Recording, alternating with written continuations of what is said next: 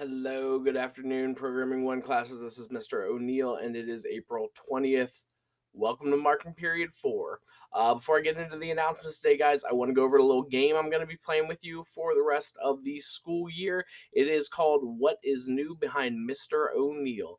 The way that you guys play this game is just to watch my announcement videos and try to spot the new item that is behind me in my home office here. So you guys might have noticed that last week there was this new picture that popped up in my videos behind me. That is actually the football stadium where the Virginia Tech Hokies play. That is Lane Stadium. So if we had started this game last week when that picture was the new thing up there, the correct response would have been the new thing behind Mr. O'Neill is a picture of Lane Stadium where the Virginia Tech Hokies play. To get the right answer, guys, I do want you to be as specific as possible. If you had just said, hey, there's a picture behind Mr. O'Neill, that would not have been enough to give you guys credit or get you the correct answer. So every week I'm going to try and put something new behind me in the shot here. I'm going to try and keep the shot as consistent as possible. I've even got some tape on my desk to mark out where I'm putting my Chromebook. So if you guys want to play, there should be a link in the announcement. I think it should be somewhere right up here. And you guys can go to the discussion. And I'm not going to give everybody credit if you just post at some point. But for the first certain number of people, maybe the first 5 people that post and get it correct, I will try and find you guys some enrichment points or find some way to benefit you guys from participating in the game of what's new behind Mr. O'Neill. If you don't want to play, won't hurt you at all. But if you would like to play, please join us.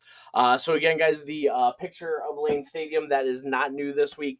That was there last week, so that is not the correct answer. And there is some other stuff that's been up here on my walls for the since the start of online learning. That is also not the correct answer for this week. So try and find what is new. On to actual class content, guys.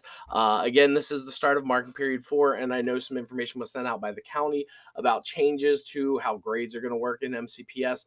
I just have the same information that you guys have. I just got information yesterday about this. So when I get more information about how that's going to work and grades are going to be processed, I will be happy to give that information to you guys. Okay. But for now, we're just going to operate the same way that we always have operated with giving you guys point values for assignments, giving you guys rubrics. And we're just going to go with that until we're told otherwise. Okay. So you guys are actually going to have 3 new assignments this week. They all deal with continuing on the concept of vectors. They're called frequency of occurrences 1.0, frequency of occurrences 2.0, and frequency of occurrences 3.0. Just like Pirate Translator, these programs build off of each other. So just make sure you start with 1 and then go to 2 and 3, obviously. Don't try and start at 3 and work backwards. That's going to be a big pain in the butt.